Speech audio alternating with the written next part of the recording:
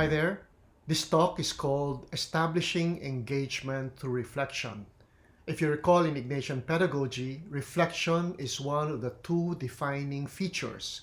So it's important for us to see how reflection in the IPP actually contributes to promoting student engagement. But first, let's ask ourselves, what is engagement? Very often, engagement is mistaken for entertainment. Often we think that engagement is about keeping the students entertained. It's about the teacher being humorous, being a performer. But strictly speaking, student engagement is about the students being on task, the students giving their consent to be involved in the learning process. Now, how do we promote engagement? Studies have shown that a good exemplar would be video games. Video games have been analyzed and they've found four important elements that promote engagement in a video game. And these are: there is a clear and worthy goal, the player enjoys high autonomy and control, the player gets frequent feedback, and the level of the challenge is just about right. If you played a video game before, you will see very easily how these four elements are very much present in video games and how they contribute to promoting engagement among gamers. Clear and worthy goal. Usually there's a mission given to the gamer. It may be as simple as beating an enemy, or it can be a mission to save the world from destruction. So the goal is quite clear and worthy. Also, the gamer enjoys high autonomy. The way the gamer will play the game, the way he will choose the strategies to win the game, that's all up to him. And really, he has complete control over the way he's going to play his game. There's frequent feedback because the gamer immediately sees the points that he earns as he goes along the game, and he also observes the effects of his actions, the impact of his behavior. So the feedback, the immediate and frequent feedback, gives him opportunities to adjust the way he plays his game. And the challenge, of course, is just right. The gamer is free to choose the level of challenge and the level of difficulty that he is comfortable with. Now, let's focus our attention to this point of the challenge being just right. What does that mean? If learners can do something independently, then that will be their comfort zone. Now, if learners cannot do something, even with the guidance of the teachers, what the learners are going to experience is a sense of helplessness. So what we're looking for is that sweet spot, which Vygotsky calls the zone of proximal development. This is what learners can do and what learners can learn to do with a proper guidance. So if you go back to the video game, the sweet spot that the gamer looks for that makes him really engage is that level of difficulty, that level of challenge where the gamer can do and learn to do with guidance, with proper feedback, proper guidance from the game. The challenge that's just right, the most suitable level of difficulty, is not so much what the gamers can do independently, because that's so easy to do. The gamers will feel bored if they did that. They will not be engaged. No? But neither would be something that is too difficult, because the gamer will not be able to do it at all and will just keep experiencing losing, and the game always just ends. So in the same way, what we're looking for is not the comfort zone where students are just going to find the matter too easy and therefore just get disengaged.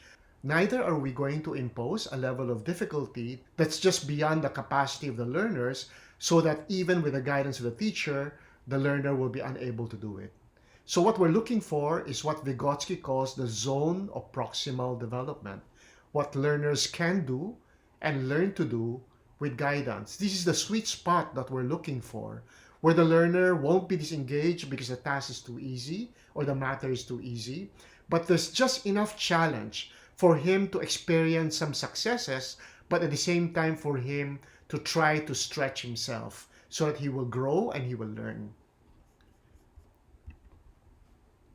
So if we look at these four as elements of engagement, let's try to just pause here for a while and look back and think back at the roles of the teacher that Ignatian Pedagogy is encouraging us to assume. If you recall, we're saying that in Ignatian Pedagogy, in refractive learning, The teacher is being challenged not so much to be an expert, not so much to be a performer, not so much to be an inspector, but rather to shift into the following roles: to be a designer of experience, to be a facilitator of reflection, and to be a coach of action. So, looking at these three roles of the teachers, looking at these three recommended roles of the teacher, and examining the four elements that are found in video games that contribute to engagement, how do you think will this play out? How do you think teachers can take on their role as a designer of experience, a facilitator of reflection, and a coach of action, and sort of promote those four elements of engagement? Think about it. Okay, I hope you were able to think about it a little bit. But one way of responding to that question is to say that if you play the role of a designer of experience, if the teacher takes on this role seriously, very easily the teacher will be able to set a clear and worthy goal for the learners. It's up to the teacher to set that goal. This is what we call the desired learning outcomes. No? At the same time, the way the teacher sets up the tasks and activities in a classroom, the teacher can make sure that the students enjoy high autonomy and control. And finally, of course, the level of difficulty, the level of challenge for it to be just right, the teacher can make sure that the students find themselves in what Vygotsky calls the zone of proximal development, where the challenge is just right, where the students don't get disengaged because the task or the matter is too easy, but there's just enough challenge to interest them and also to stretch them so that they will get engaged and hopefully they will learn. What about frequent feedback? Well, frequent feedback is really the job of the coach of action. Just like an athletic coach, the teacher who plays the role of a coach of action will make sure that the students are not only cheered on as they're trying to perform, as they're trying to come up with a product or performance that's being asked of them, but also that they're given frequent feedback. This is all about formative assessment, of course. So through formative assessment, the teacher can give frequent and immediate feedback to the students so that the hope is the students will be able to learn and adjust based on the feedback and improve their performance and their learning.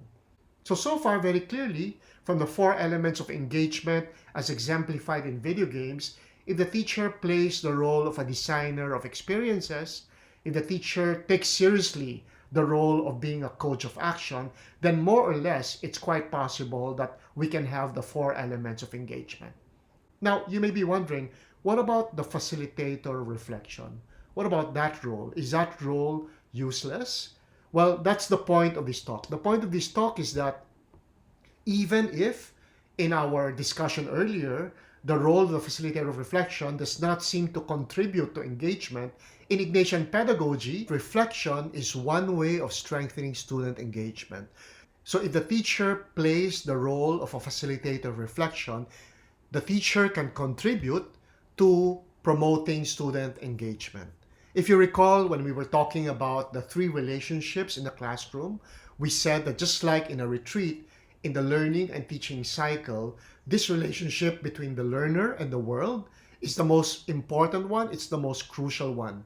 Unless the learner directly deals with the world being studied, unless the student relates directly with the content and does not just primarily or exclusively depend on the teacher, then there will be no learning.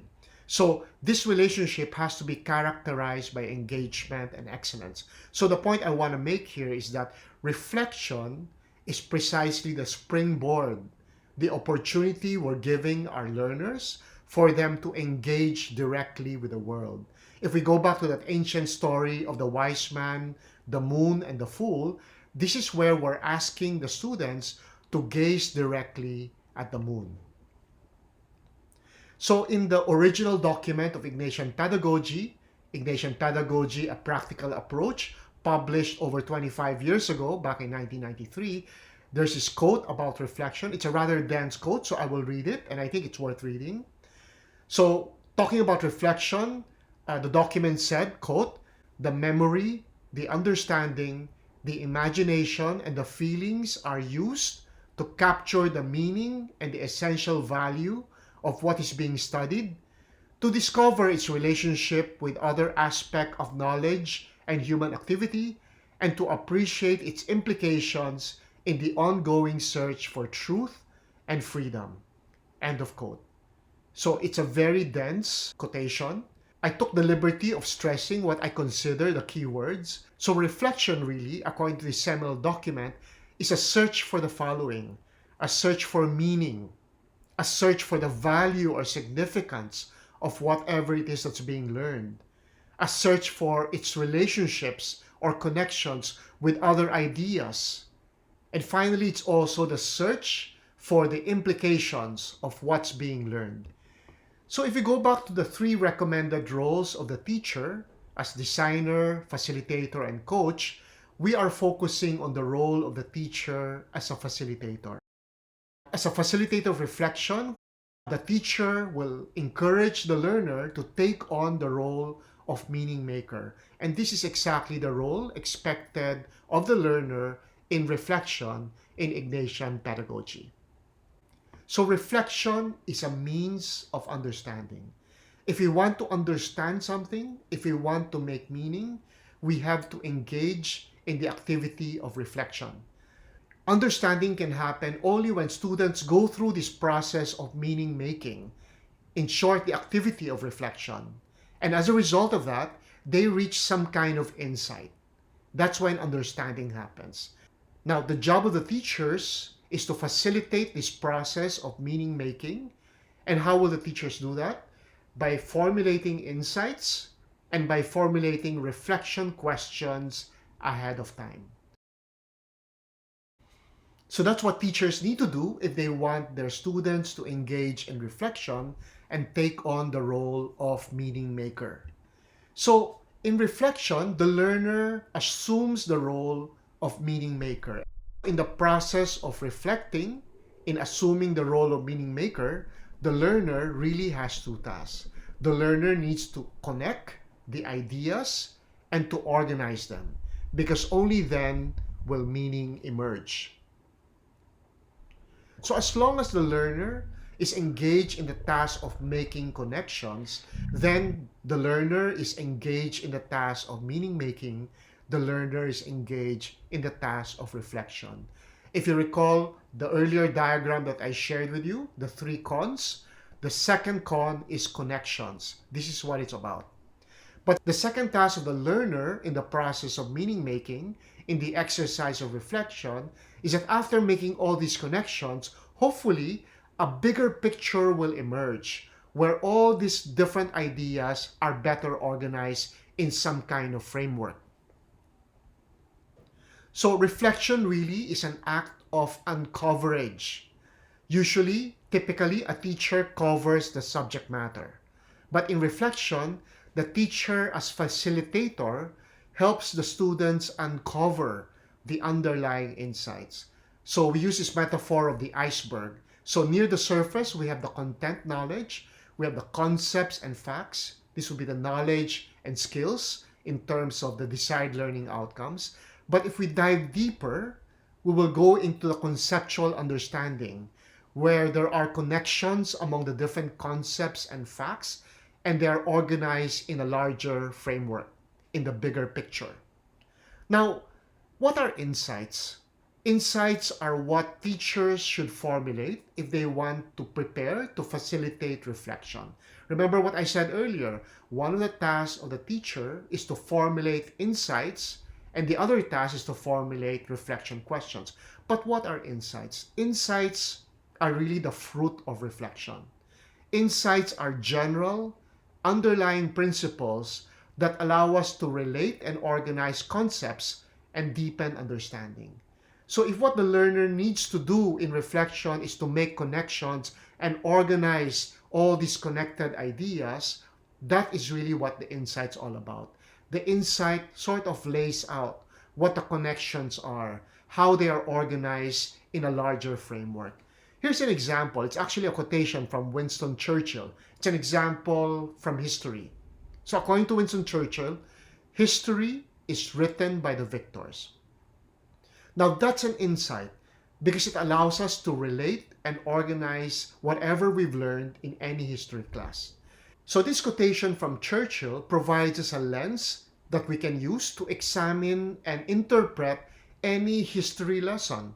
Every time we discuss a particular historical event, it allows us to connect this particular event to other events. So if the insight for us is that history is always written from the perspective of the victors, then every time we talk about a historical event, we could actually use this insight to examine, first of all, whether that is true in this particular case, or the historical event can also help us tweak or revise the insight. We can say, in this particular case, this particular statement of Churchill doesn't seem to apply.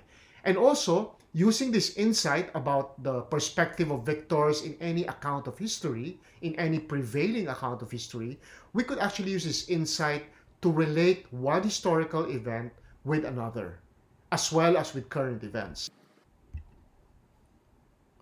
So insights don't just enable us to make connections, they also enable us to organize all these connected ideas, concepts, and facts. And here we have a metaphor of a librarian, because a librarian organizes the books in the library and files them so that people can easily find the books they're looking for, because there is a general way, there's a system of organizing the books. And of course, I'm referring to the cataloging system.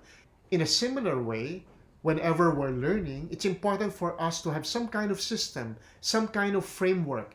And this framework is going to help us not only file whatever we've learned, but also access them in the future. And how do insights do that?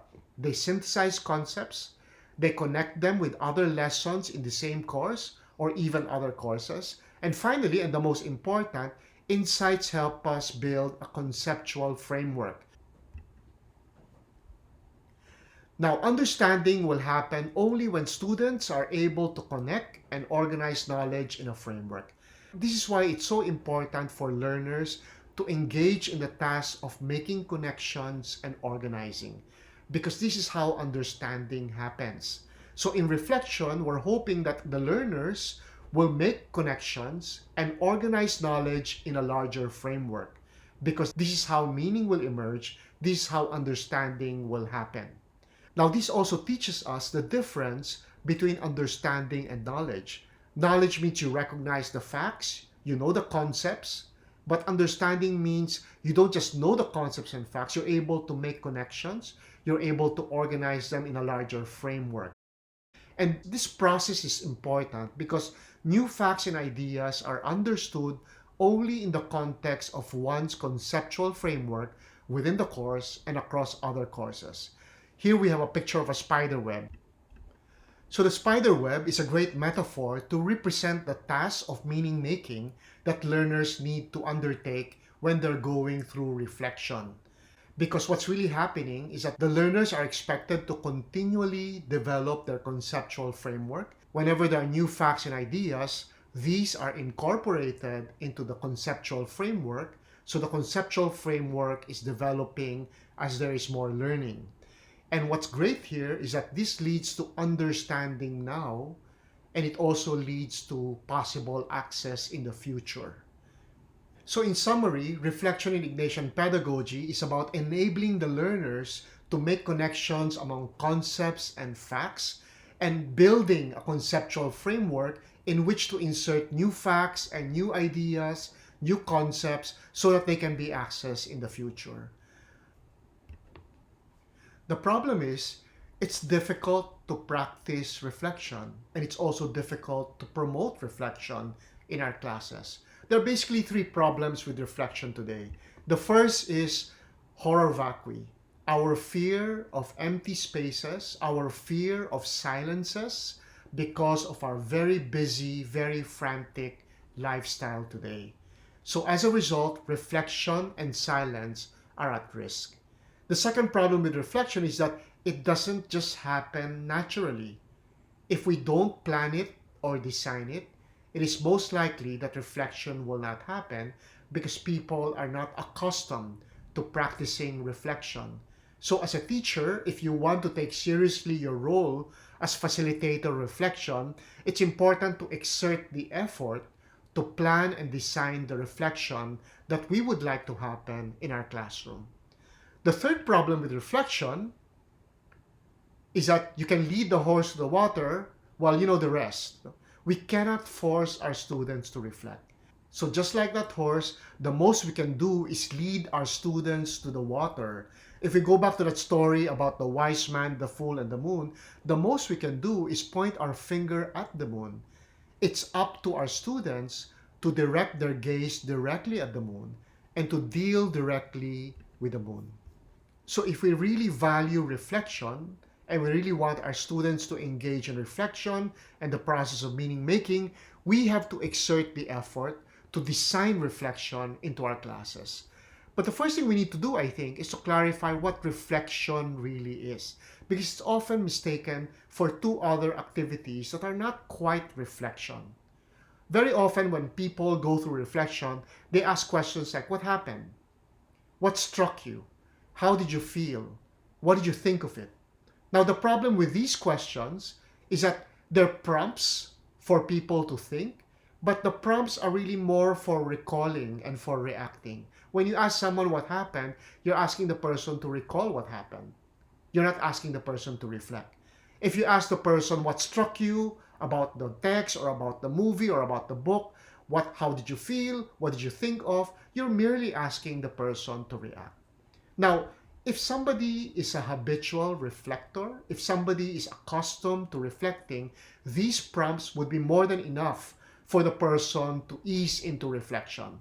The problem is most people, especially among our students, are probably not accustomed to reflection. So questions like what happened, questions like what struck you, how did you feel, what did you think of it, may lead them to recall and to react, but may not lead them to reflect. So it's important for us to also learn how to formulate the right reflection questions, and we will discuss this later. So in designing reflection, a very important message here is unless you plan and teach reflection, it won't happen. If we don't plan reflection in our classes, most likely it won't happen. If we don't teach our students how to reflect, because most of them, if not all of them, don't really know how to reflect, then they're not going to be able to do it. So it's important for us more than ever to take seriously our role as facilitator of reflection. Now, in our conversations with practitioners of Ignatian Pedagogy the past years, we've sort of come to the conclusion that there's a certain malpractice, or at least a misunderstanding or misinterpretation of reflection in Ignatian Pedagogy. We've observed that very often, reflection is reduced to a rather simplistic exercise of finding some spiritual or moral applications for the lesson. So it doesn't matter what the subject is. It may be religious education, it may be literature, it may be grammar and language, it may be history, it may be science or math.